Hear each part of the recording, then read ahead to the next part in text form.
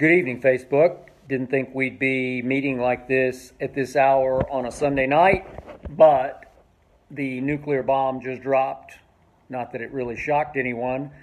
LeBron James is a Laker. And I must point out that LeVar Ball was right again. He said it all year very long. He said it from the start of Lonzo's year with the Lakers. LeBron's coming to L.A. I don't know. Maybe they got some connection. Maybe LeBron gets a kick out of LeVar because now they're quote-unquote teammates. Very interesting.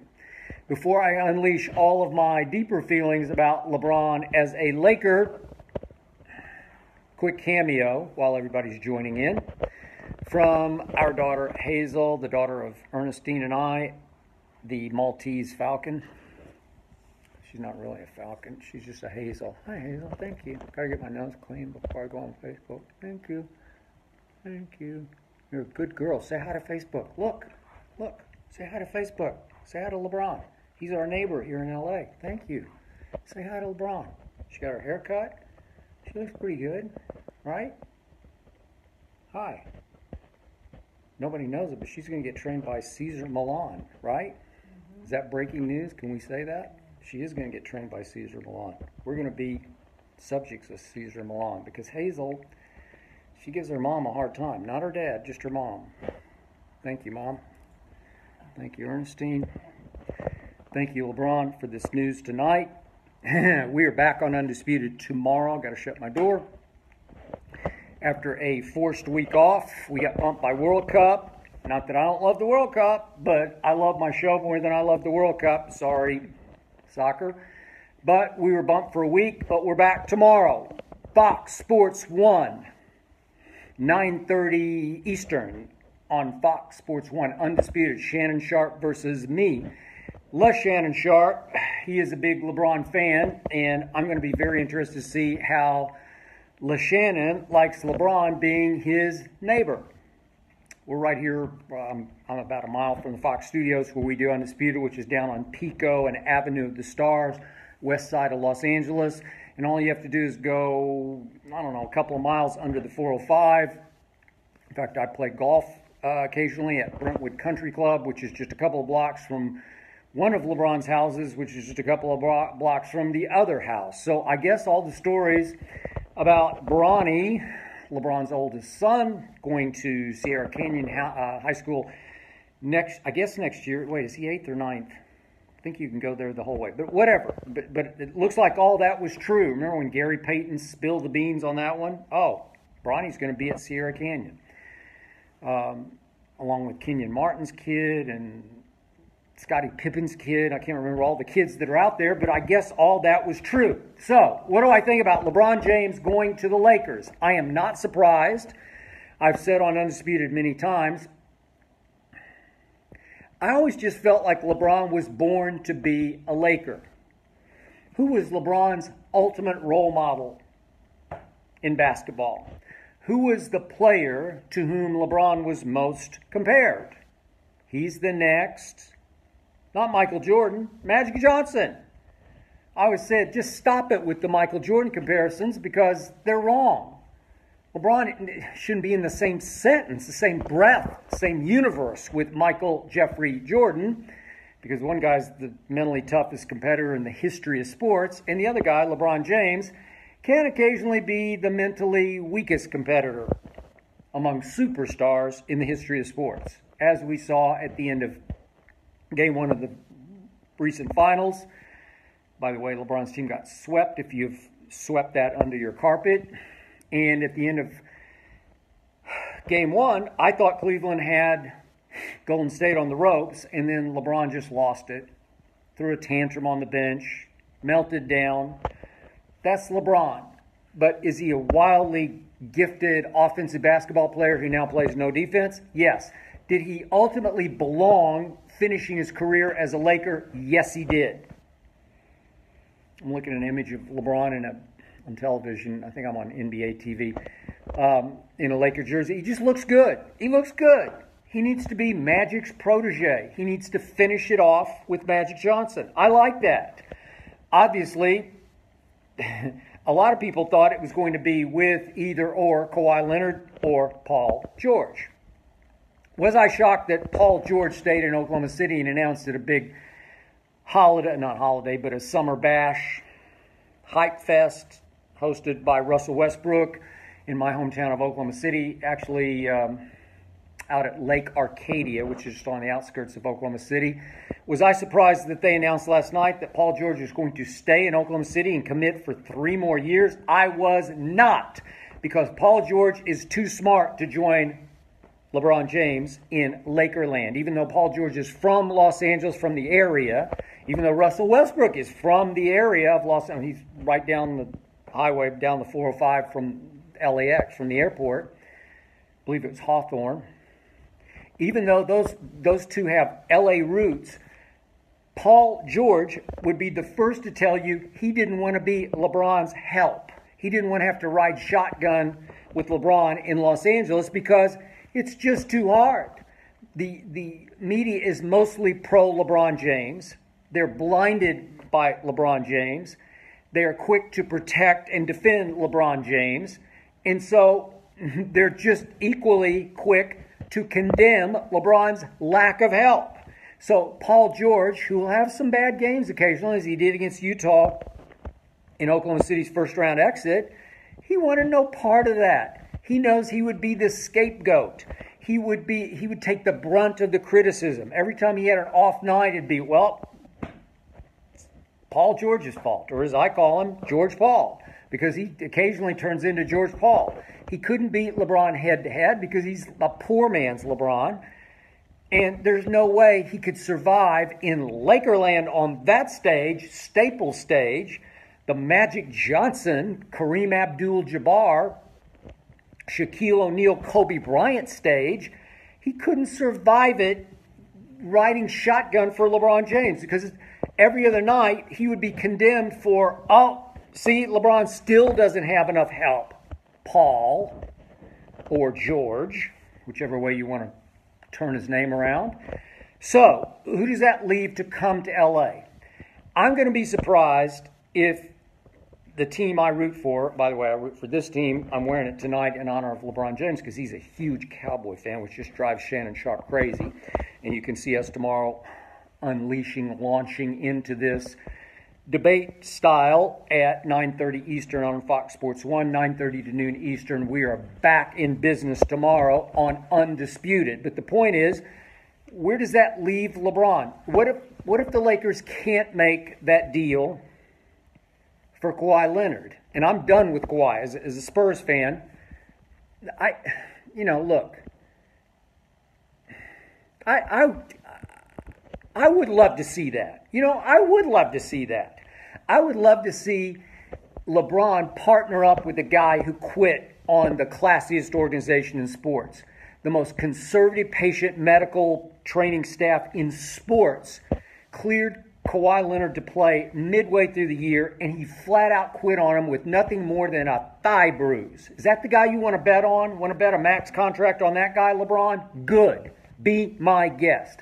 I would love to root against LeBron and Kawhi Leonard next year as Lakers. That would do my heart good. But I just have a gut feeling it's not going to happen. My Spurs sources say that they're just as intrigued at this moment by the Sixers' nuclear packages they can offer because they got draft picks. They got great picks. They got that Sacramento pick next year.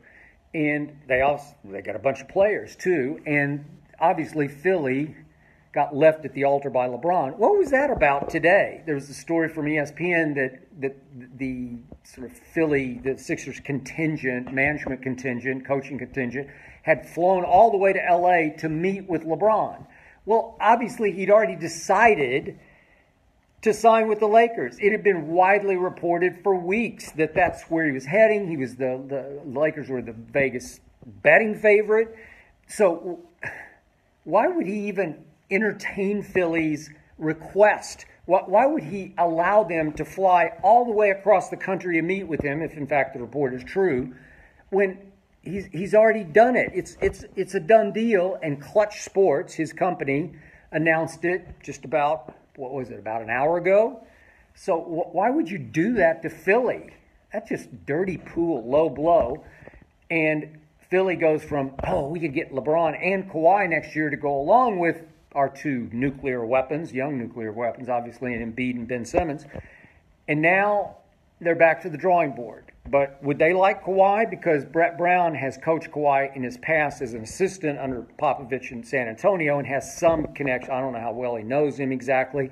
But I'm told that the Sixers believe they could talk Kawhi into committing long-term to them after next year. He has 1 year to go on his contract, obviously.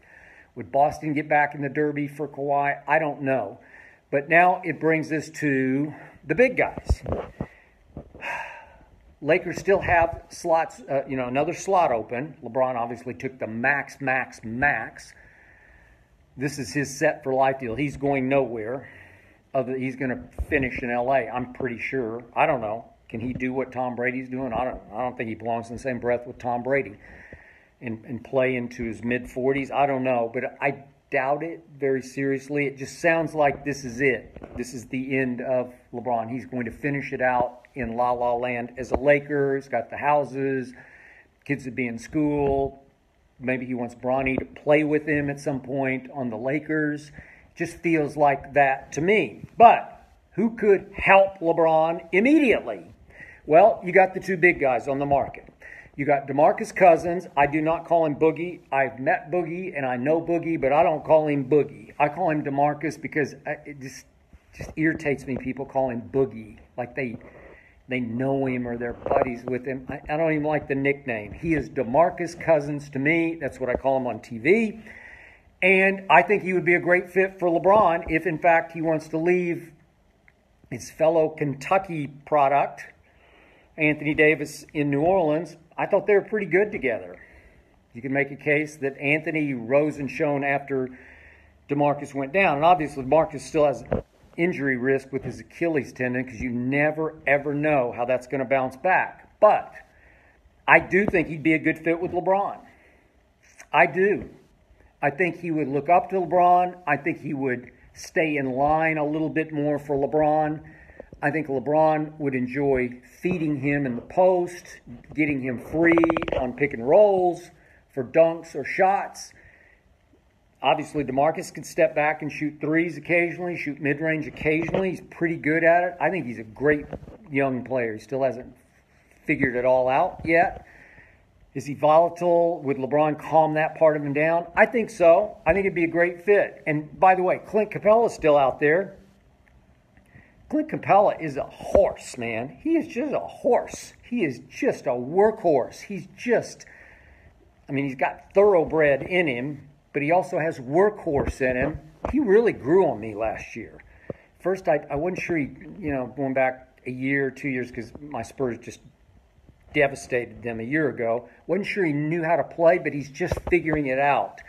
And he plays so hard, and he plays so every possession all out and attacks the glass. And I just like his demeanor. I like his makeup. I like his basketball character. Strong to me. And he would be a good fit as a guy who does the dirty work, man. He could do the dirty work, and I assume the Lakers are going to keep the same kids unless they're going to trade them for Kawhi. I'm sure that's still on the table, but maybe they just wanted to go free agent. Not sure how the math would work. They'd have to get rid of some of their money, I would think. That's way over my head. But it sounds like LeBron James is going to play with Lonzo Ball. Again, unless he's going to be traded. I don't know if it's a done deal. Again, I'm shooting in the dark. But I'm telling you that LeBron respects Lonzo Ball. I'm telling you LeBron does not like anything about LeVar Ball. And there must be something in place to keep LeVar out of the mix. Some arm's length agreement where Magic has said, I can handle LeVar and keep him away from you, LeBron, if in fact they're going forward. So to me, minus Paul George and maybe Kawhi, now that the Sixers will focus their efforts on getting Kawhi Leonard, I assume, because all of a sudden the East just goes wide open. I would rank it right now, Philly a little, I don't know. Again, is Kyrie going to be fully healthy? Is Gordon Hayward going to be fully healthy? I guess I would give Boston a small nod there, but Joel Embiid is now the best player in the East.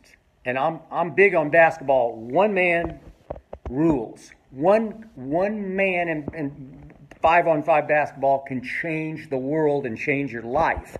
And Joel Embiid is now the best player in the East. I love Kyrie Irving, but he's, 6'2"? Joel Embiid is 7 feet tall and can do everything you want him to do. And if he can keep himself together off the court, and if his body holds up, by the way, don't underestimate this. Speaking of bodies holding up, the Sixers team doctor, whose very job it is to sort of babysit Joel Embiid and try to keep his minutes down and keep him healthy, especially when he goes away to, say, play the All-Star game. That same surgeon gave Kawhi his second opinion. That's why the Philly connection is strong. And don't forget that Kawhi's uncle lives in southern New Jersey near Philadelphia, and I think he's got some connections there, or he's a Philly fan, a Sixers fan. So there's another reason for Kawhi to be there, and all of a sudden, the East is winnable, because the beast of the East, LeBron, just went to the West. Now, my bottom line here is, even with, let's just go ahead and do DeMarcus Cousins joins LeBron with those kids. Well, what if you keep the kids? Ingram and Kuzma and Lonzo. What if you keep them? Josh Hart. What if you keep all of them and you add LeBron and Cousins to that mix? Could you beat the Warriors? No. You just couldn't. Because don't forget, do not underestimate, LeBron's going into his 16th NBA season and plays no defense. I don't know. I'm not sure DeMarcus plays great defense. I'm not sure the Lakers would be defensively even in the same ballpark with Golden State. So Golden State would still be the prohibitive favorite. Houston, they had a crushing loss last night. They could lose Capella also, but they lost a reason. That was a big part of who they were and what they did. 3-and-D guy who made things happen. Just a tough, been there, done all that competitor. It's pretty shocking. He went for $15 million to Phoenix. Just got his money. Said, I'm out. He didn't want to stay and make special things happen. Special almost happened against Golden State. But CP3 obviously stayed for the max in Houston. And, boy, they lost a big piece. And if they lose Capella, it's just going to be basically CP3, James, fun to watch. They played together much better than I thought they would. And yet, boy, if they lose Capella and Ariza, PJ Tucker was great playing defense, shooting threes. He had one big hot-handed 22-point three-point game. But I don't know. Houston is diminished. Houston is going to fall back in the pack. The Spurs are still acting like they want to get back in this. I'm not sure how they're going to do that. I'm waiting for R.C. Buford to make miracles, as he always does. He's the best GM in basketball. They did sign Marco Bellinelli, and you can laugh, but he was the perfect Spur in 2014 when he shot LeBron and company off the floor in the final, or helped shoot them. Everybody shot him. Patty shot him. Every time I looked up, somebody else was making a three, Danny Green. But I don't think the Spurs want to go away. I think they want to be part of this. They want to at least be some kind of a factor. Hold on, I got to refresh my computer here to see what's going on. Okay, anything new? And that obviously brings me to the poor Cavaliers. I don't know. There's a part of me, I want to see LeBron suck it up, gut it up, and just say, I'm going to stay here. I'm going to take this team that a lot of people liked at the trade deadline, and with a year of experience, with the various, I don't know who was coming back exactly, how they're going to mix and match, but the Clarksons and Hoods and Larry Nance's and George Hill's and the whole crew that they had. Obviously, Kevin Love is still there. Kyle Korver is still there. Tristan Thompson is still there. You put that back together, and, you know, again, would LeBron still have been the favorite in the East? I still think he would have been. I said that on Undisputed the week before we took off, or forced off by the World Cup. But Chris Broussard and Shannon Sharp disagreed with me, but I still think they would have had a real chance for LeBron to get back to his 9th straight final and, of course, lose to Golden State. And LeBron wanted to be in Hollywood, and I don't blame him. It's been a year and 3 quarters. I left Bristol, Connecticut for Los Angeles. I'd started my career here at the LA Times. I'm in Los Angeles speaking to you right now. West side of Los Angeles in Century City. It's just beautiful. The weather today was just sensational here. It was just sensational. It gets hot, but there's coolness to it on the west side in Brentwood where LeBron is going to live. It's just like, I don't play much golf, but occasionally I play golf, and it'll be 90 degrees on some random weekday Tuesday afternoon. It'll be 90 degrees, and if you get in the golf cart and go back against the ocean breeze to drive to your ball and you drive fast, it'll get chilly. Seriously, there's cool in the air. It's a great place. Everybody wants to play and to stay here. Kevin Durant has 2 places in the LA area, Malibu and Hollywood Hills, and Russell Westbrook's from here. Everybody wants to play in LA, and finally LeBron, with all of his Hollywood dealings and his production company, said, I want to end my career there. And I get it. He belongs here. But my gut feeling is, just my gut feeling tonight, and I got to see how this sorts out. Number one, I believe LeBron James will never win another ring. And number two, I could eat these words, and I need until tomorrow I got to put an asterisk on them, but I don't think he's going to get back to another NBA Finals. I just don't think he will. I could be wrong about that, but Golden State is just so formidable right now, and they got it rolling, and it's just going to be difficult for LeBron. Remember, he's an aging player, still great on offense, no defense. And the Lakers just paid him astronomical cap-eating money. I know it's a soft cap, but still. It's a lot of money to commit to a guy in his 16th year. Is it worth it to the Lakers? Sure. He was born to be a Laker. Will he end up with a statue outside Staples like the other greats? I don't know. Can he do enough at the end of his career to merit a statue? I don't know. I feel sorry for Cleveland tonight because he left you high and dry once.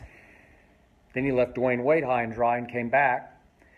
And by hook or crook, by luck or no luck, when Draymond got suspended, that series flipped around on its head, and they came from 3-1 down, and they did win a ring. LeBron James won a championship for the land.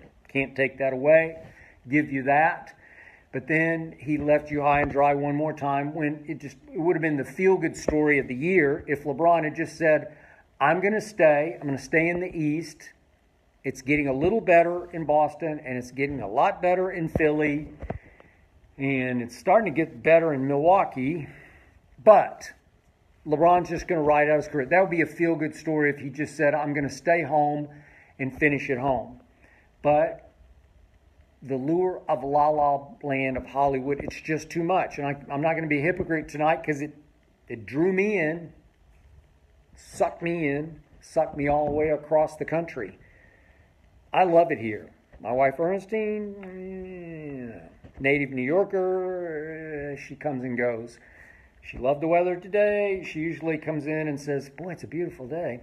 It's just almost always a beautiful day. My favorite all-time bumper sticker here in Los Angeles, ho-hum, just another day in paradise. That's what it is. Are there earthquakes? Yes, there are. Is there terrible traffic? Yes, there is. Is it still a great place to live? You better believe it is. So I can't blame LeBron for making somewhat of a lifestyle choice of wanting his kids and his wife and his Clutch Sports. I assume they're all going to relocate here now. I've seen Maverick Carter out here several times. I love Maverick Carter. He's dynamo. From Wall Street to Sunset Boulevard in Hollywood, he is a dynamo, and LeBron is so blessed to have him on his side, running his production side, his production company. Brilliant. Just a stud. Young stud, Maverick Carter. But I assume they're all going to relocate here from Cleveland, but I don't know that for sure. But I get all that. It's just who will wind up with LeBron, because Paul George said no and Kevin Durant said no. And that surprised me, and there were reports. In fact, I think my friend Stephen A. on First Take reported, was it Stephen A.? I can't remember. We were off last week, but somebody at ESPN reported, as I kept talking about, that LeBron should do this. LeBron should get a hold of KD and say, hey, what's up, man? Let's come to LA. Because remember, until 2 nights ago, Kevin Durant was unrestricted free agent. That would have changed life. If Kevin Durant leaves Golden State to join LeBron in Lakerland, now you got something. Now LeBron has a chance to win another couple of rings. But Kevin Durant stayed with Steph Curry, with Klay Thompson, and with Draymond Green, and with Andre Iguodala, and with all those so potent, powerful backups that they have. So many young players. That McCaw, he's a stud kid. That I don't see what LeBron's going to do. I don't see how he's going to get back to another finals. It's just going to be hard because he's now diminishing returns because of his age. So now it comes down to no Kevin, no Paul George. I don't know about Kawhi, but it doesn't feel like it's going to happen. I'm just not sure that the Spurs would let it happen. They don't want to do any favors for the Lakers in the Western Conference. They've been rivals for, 40 years, 30 years, whatever it's been since they came out of the ABA. I've been a fan since the 80s. And it just feels like there has to be some other deal in place. Maybe something's broken so far, but I don't see it yet. But it just feels like there has to be another puzzle piece that I don't know yet. Can't wait to talk about this tomorrow at 9:30 Eastern Time on Fox Sports 1. Undisputed returns to the air tomorrow, as we got bumped by the World Cup last week. And the other piece to me that makes the most sense would be DeMarcus Cousins. So I'm looking for that to happen. I think Clint Capella is still an option, big man option, but it feels like it's still going to be LeBron and the kids. And you know what? Maybe in the end, LeBron just didn't want the big hype buildup. Maybe he wanted to take a little pressure off. Maybe he wanted 1 year of lesser expectations where he wanted to play for a team that wasn't expected to get to the finals. And this team wouldn't be expected to get to the finals. Maybe he would like being the underdog. Maybe he would like to take a year off from the finals and just try to revitalize and enjoy the weather in LA and enjoy the lifestyle in LA. And then, as you know, again, there's always the chance that Kawhi goes somewhere else or stays in San Antonio and then joins that group a year from now. There's always that chance because that was Kawhi's publicized goal. Maybe, but in the end, I'm happy for LeBron. I'm sad for Cleveland. I feel bad for Philly that he made them fly all the way as a group to try to talk to him and recruit him today when he's obviously already decided that he was going to LA, as so many people thought. And yet, in the end, I'm happy for LeBron because he belongs in that purple and gold. I've always been kind of a Lakers fan, even in my days in Dallas when they were arch rivals against the Mavericks. It's just hard not to be a fan. I just love Magic Johnson. I'm the biggest Magic. I'm a slightly bigger Michael Jordan fan, but second on my list is Magic Johnson, Irvin Magic Johnson. And I'm happy for him because that'll be a great connection. it's almost like the torch has been passed from Magic to LeBron. They're kindred spirits. They're two peas. They work together. They're of like mind. They're two of the greatest passers we've ever seen. And I like it that they're now on the same team, even though Magic's obviously just overseeing. That all feels right to me. LeBron looks right in purple and gold. The truth was, he never really looked right in wine and gold. He was just a Cavalier because he was from Akron. But he belonged in L.A., and now let's see what other pieces to the puzzle Magic and Rob Pelinka will continue to put together. I can't wait to see how it unfolds as the stories break over the next 24 hours. And I can't wait for Undisputed tomorrow, 9:30 Eastern on Fox Sports 1. We are back from Los Angeles. I can't wait to hear Shannon Sharpe on LeBron James, the newest Los Angeles Laker. How will it play out with LeVar? I don't know. I think LeBron. I think LeBron has a lot of LeVar in him. Seriously. He's a showman. He's a drama king. He's a diva. So is LeVar. LeVar's turned into nothing but entertainment. LeBron says things for shock value every other night. I mean, it's not strive for greatness, it's strive for drama. I think actually those two work together. I kind of like it. Magic, LeBron, and LeVar, all on the same team. Poor Lonzo just kind of goes along for the ride. What a great kid he is. And LeBron respects his game, and I do think they can play together. It's going to be the new focal point of the NBA universe, right under our nose at Fox. Staples is just down the 10, as they call it, I-10 from Fox. I may have to take in some of those games. For sure, I will be back on Undisputed tomorrow morning at 9:30 Eastern. Join us then. No World Cup tomorrow on Fox Sports 1. We're back. I'll see you then. Thanks for watching, Facebook. Way to go, LeBron. Congratulations.